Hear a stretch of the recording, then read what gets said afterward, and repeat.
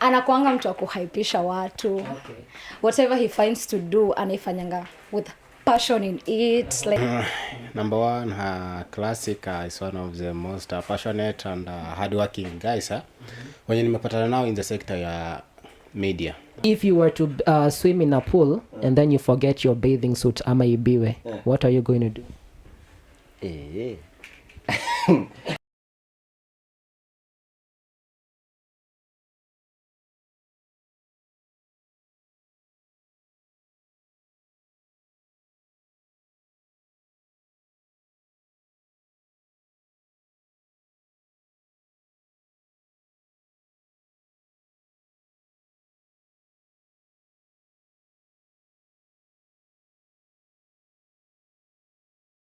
Born in Kirinyaga County, went to Thuya Primary School, then later on went to Motike High School. He's now in Zitech University pursuing Mass and Communication. Dennis Bondi, alias dihklassic, is a radio host, an actor, as well as a media personality. He has done a couple of podcasts, but today he is celebrating his first year anniversary on radio. So how about you come along and let us share this amazing experience together. Bro, vipi? Kwanza nkumimbwekse. Ya warazi. So let's start from radio. Because you are celebrating your first year on radio. Tuambie, how is the whole feeling? Because I know it can be overwhelming at times. I think kwangu imekuwa a dream come true, kitu ya kwanza, cause ni kitu nimeishi ku dream. Sijui kama ushai dream kitu then una live into it. Yeah. So me sasa inaweza sema I'm living my life, I'm living in my dreams, of which nilizianza way back kutoka huko umewapea intro. Okay. Way back. So I think mi naweza sema sasa mimi ndo mtu mwenye ako na furaha kabisa. Ile tu like na feel my heart is on another level, like cause hii ni kitu yenye niliishi ku dream of and then naona at one point imekuwa real. Wow. So because we are talking about radio, was radio something that you admired while you were in your childhood days, or is it something that came later on when you finished high school? It started way back nikiwa high school. And ilianza na my bro alikuwa na rap. So mimi nilikuwa nasikia alikuwa Sony, kwa zile radio za Sonitech ulikuwa unadunga mic hapo, kuna mic fulani mtu alikuwa anadunga hapo. Then akirap unamsikiza kwa radio.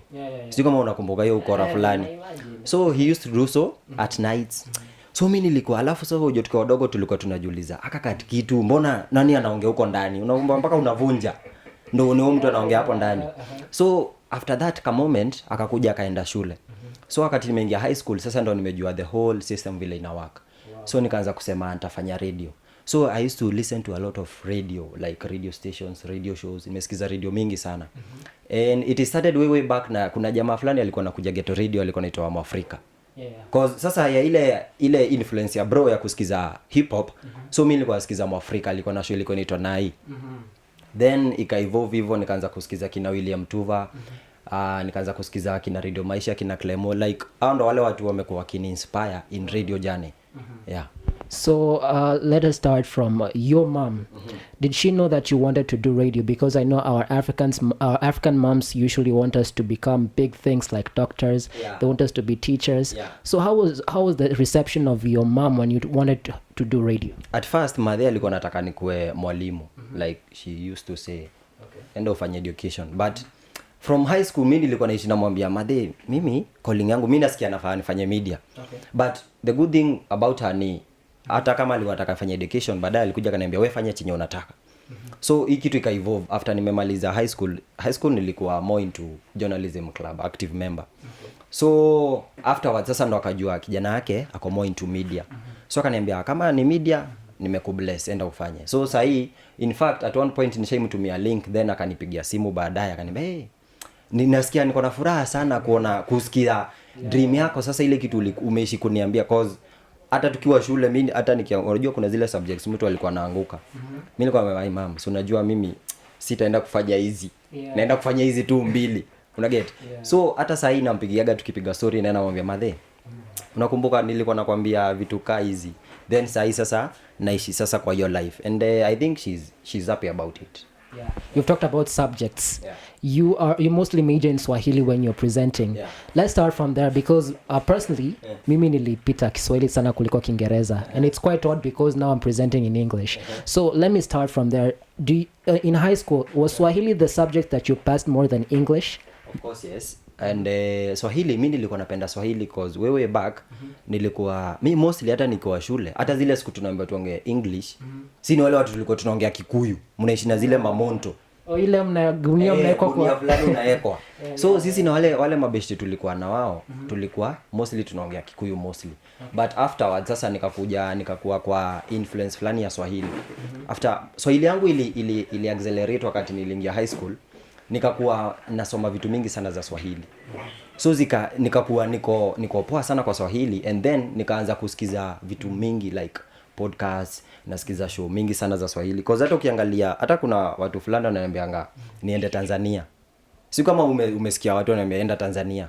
Cause mi nimekuwa, I think wale watu wameni-inspire sana pia wanatoka Tanzania. Kuna Lilomi, akina nini Sky, akina Sky, kina Miladayo. So mi utaka kuemulate like naona hiyo media Tanzania. Si ati ya Kenya iko chini, but wale watu mimi naangalia sana I think wako Tanzania. Ukiangalia Miladayo, ukiangalia kina Lilomi, ni watu washaji brand. So mi try sana kujaribu kuona what they do, and then najaribu mimi kufigure out what I can do. Okay. Yeah. So you uliingia Zitech, ukafanya radio for quite some time. Then you later shifted on to Famous Radio. Let's start from there. How was the whole reception? Because now you're transitioning to a whole new environment. You are interacting with the whole different audience. So how was the whole feeling when you like shifted? I think naweza sema kitu ya kwanza, kuna kitu inaitwa growth. And wakati umegrow, mtu anatakaga kwenda kupata new experience. So mimi nimegrow Zitech Radio, nikajifunza from scratch Zitech Radio nini. Then nikapata opportunity ya kwenda Famous, of which I received it warmly because ilikuwa ina make sense in me in this matter, in this fact. Tukiangalia growth inakuwaga lazima utafute a new area yenye umeenda kusoma vitu new. So mimi nilienda Famous Radio nikapata a new experience, a new wanaitaga aje fan base. Okay. Cause unajua sasa ya Zitech ni ya wale watu mnajuana, so fan base nyingine ya home Famous ni nyingine new. Okay. So I think ilikuwa poa, and pia nimelearn cause hii kitu yote ina learn ni kulearn uko kwa ako ka learning process. So I think mimi naweza shukuru Famous Radio, MMD, shout out kwako.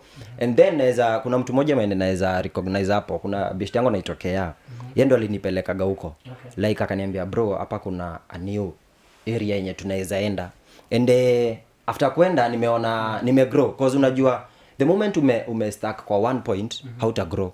Utakuwa tu instant. Hauta grow, hautakuwa na ile growth ya unajua tu kunaendaga hivi. But the moment umeshift, hata ndo maana classes huwezi ka class 4 for the whole of your life, unaenda class 4. Sasa hiyo anasema ni grade 4, then unaenda sijui ni 5. So ni new experience. It's called elevation. So I think that people don't know about you is that you majored in sports when you were in high school.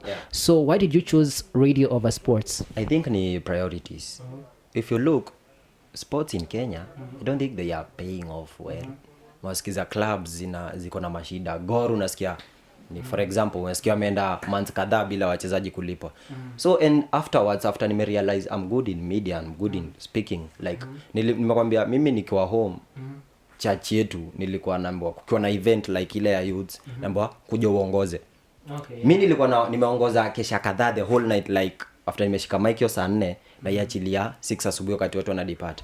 You'd say that communication was something that you had. Yeah, like it's inborn. So nikaona okay, sports it's all right, but they are not paying off because squeezy we are chasing cash. So nikaona acha niingie kwa media of which yenye na feel niko flexible rather than wajua sports by the time unafika kwenye unataka utakuwa umepitia watu wengi sana. Like sports lazima, alafu sports ni kitu ya once, like unaonekana Sunday probably. But in media mimi nikiwa na show ya kila siku na elevate on another angle, then nikaangalia priorities, nikaona media I think kwangu inakaa more realistic. So sports mimi bado hucheza futa, mimi namba 3 mkali sana. Lakini of late sijaingia ground. Kwa ground vitu ni different. So let me start to ask this kwa sababu unajua tena you know, radio is also an important aspect kwako kwa sababu you've done it for a whole year now. Yes. We are celebrating it for a whole year. So what would you say is that one challenge that you've faced, like challenge moja ambayo inakukumba sana haswa pale kwenye media space ya radio? In radio I think ni naweza sema ni nini, how people expect you to do things. Watu wana expect niingie radio niwape zile vitu wanataka zote, but time is limited. So unapata fans are demanding more and I'm giving less in this aspect. Show yangu ni ya 2 hours. Una expect to pick a story and what have you. In as much as I try to give out what I can, I think kwangu the main challenge ni hiyo, like I'm feeding people but wanataka more, of which na inanipa pressure ya niende kulearn more bado. I think hiyo ni challenge moja. Then another challenge ni naweza sema ni nini, another challenge in radio yenye nimeface. Watu wanafikiria radio ni kuingia tu naongea. You just wake up in the morning and you're like, people think radio, unaona vile tunapiga story, people think radio ni uenda unawasha mic unapiga story. Utatesa. So watu unapata mtu anakuambia sometimes a while ago nimeenda place nikaambia watu nafanya radio. Anambia radio si ni kwenda tu naongea. And hiyo kitu ikani hit like bro, unajua ile process me spend much of my time nikiresearch cause nataka kufeed watu wangu na clean content, nataka kuwafeed na zile vitu wanataka kujua and into details. So me spend much of my time scrolling, doing research ndo ni feed watu wangu. So watu wanafikiria radio ni kuongea but lazima upige research, hiyo ni kitu kingine. Na hiyo ni challenge iko unapita kwa watu na ule radio radio ni kuongea, hata si kazi ngumu. So si rahisi hata kidogo. Si rahisi. Yeah, you've done quite a number of interviews. Kuna ingine umefanya na Notorious Vivaldo, kuna ingine umefanya na Catalyst, kuna ingine umefanya na this guy Kali the Great. Yeah. So I mean you doing those big interviews, have you ever at any point gotten nervous? Yeah, tushaifanya moja na Capricorn TZ. I think that is as far as that 1 year is concerned, hiyo ndo the greatest achievement in radio. Like kupiga story na mse outside Kenya, of which nilichukulia on another diversion, like nimelearn kitu mpya and inanipe pressure pia. Sasa niko na connect kadhaa, like ni vile tu nangojea vitu ziende through pia. Asha ni connect, unajua the moment umepata mtu anakuconnect na watu wengine na kushikanisha, hapo ndo unapata kujua watu wengine wapya zaidi. Kwa hiyo naweza sema watu wangoje zingine, and I think hapo kwa interviews hiyo ya Capricorn TZ, hiyo ni kitu yenye naishi kushukuru Mungu mpaka wa leo, sababu ni kitu nimefanya na ni kitu sikuwa natarajia kama naweza fanya hivyo. Hapo bado kwa interviews nishaienda kufanya interview, naweza sema my worst experience in interview. Nishaenda kufanya interview na dem, sitataja jina lakini alikuwa dem. So akatualika kwake. Dem kutualika kwake tukapatana choma. Amewaka macho ni nyanya. Sasa hiyo mimi nimeingia na kabuma ikangu na shanga. Kauliza jamaa, tutafanya interview kweli? Hiyo kitu kwanza ili ni turn off my mind, like na shanga, kumeendaje? On a polite note though, hiyo ndo anaweza sema the funny experience yenye nikifanya interviews. Then interview si kitu tu ati unatafuta tu mtu. Unaweza enda kufanya interview alafu msanii zile maswali unamuuliza na kataa kujibu. Putting in place zile vitu na kwa zile segments nimeka. Nishaenda kufanya segment fulani, watu wanaweza zipitia zinaitwa tano za kijanja. Ule mse anauliza zile maswali, unajua hii ni kitu inafanya ni comic way. Ule mse anaenda kuuliza vitu, ananiambia usiniulize hiyo mimi siishigi huko. Kamuuliza swali ya Tanzania, kaniambia mimi si wa Tanzania, si tuko na wewe Kenya. Nikashangaa. Nikaenda kwa swali ya pili, nikamuuliza ilikuwa story gani ya number of codes za number za countries. Kaniambia mimi usiniulize hizo maswali. So live. So tuna shoot. And I think nitaweka hizo BTS at one point. Nikakuwa pale hizo BTS. Mimi usiniulize hizo codes, mimi sijui. Nikasema sawa, nikakatiza hizo story. Nikasema acha nipoteze hiyo story hivyo. Wow.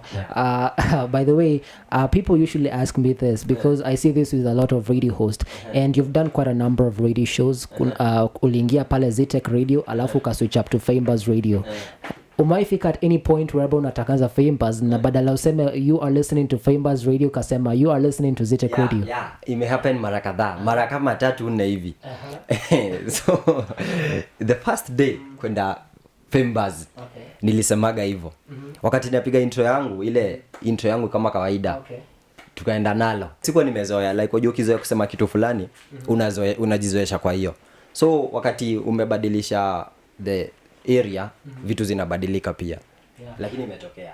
I know at some point, radio can get overwhelming because at sometimes people usually have a perception about you. Wanafikiri pengine ukiwa pale kwenye media, pengine wewe ni mtu wa, yani you don't have time for people. So what aspect has radio changed about you? Yenye watu walikuwa na muonekano wako pengine about something, alafu sasa ikabadilisha muonekano wao kupitia radio. I think kitu moja watu wako wanajua ni kwangu ni mimi nakuaga mtu wa mi uko overthinker.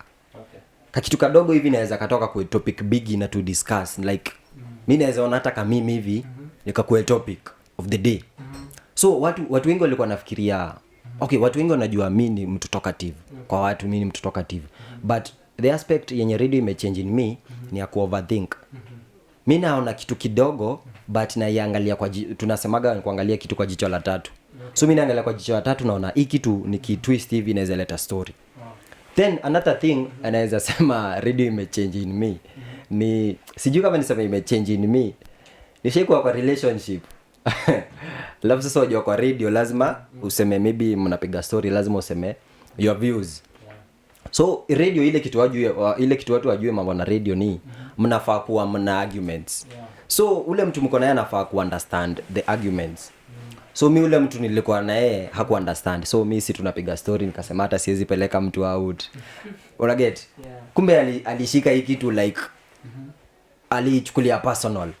Mimi jioni naambiwa sijui hata nilisikia ukisema hata una mtu. Mimi nikamwambia kuna maisha ya radio na kuna maisha ya live. Si lazima. So hii ni kitu kingine by the way watu wanapitia like watu wanataka uanike kila kitu kwa radio of which radio inafaa kuwa ni kama basic argument. So hiyo ni kitu pia sijui kama imenichange ama First of all, umeongea kuhusu watu ku differentiate because I usually also get this a lot. People don't differentiate who you are. Mimi nikiwa kule nyumbani, watu wananijua kama Kevo. Nikifika shule, mimi ni KJ.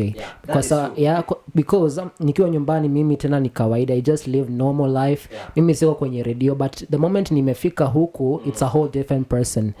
So how are you able to differentiate between those two personalities? I think hata wale watu tunaishi nao karibu wanajua kuna kwa na dihklassic na kuna kwa na Dennis Fundi sasa. Mimi nikienda home ama nikiingia kwa nyumba na kwa Dennis Fundi. Like radio mimi nikitoka hapo na acha radio hapo. In as far as nabeba vitu zangu maybe ile kwa bag yangu sikosagi boom mic. Naweza enda two place nipata content ni shoot. But in as far as nimetoka kwa radio na kwa Dennis. Lakini nikiingia in that area na kwa D. Cause na by the kubalance hiki kitu ni kitu ngumu by the kwa mtu aelewi. Cause zile vitu nasema kwa radio probably si zenye nafanya. Na zile vitu watu wana expect nifanye si zenye nafanya kwa radio. So kabla uelewe kubalance maisha mbili, hii nasemaga hii unaishi in two lives. So lazima ukuwe mjanja, ujue vile utakuwa una cope up na issues zenye zinatokea. Because watu wanakujudge. If you were to change something in the industry, probably in the radio industry, what would that be?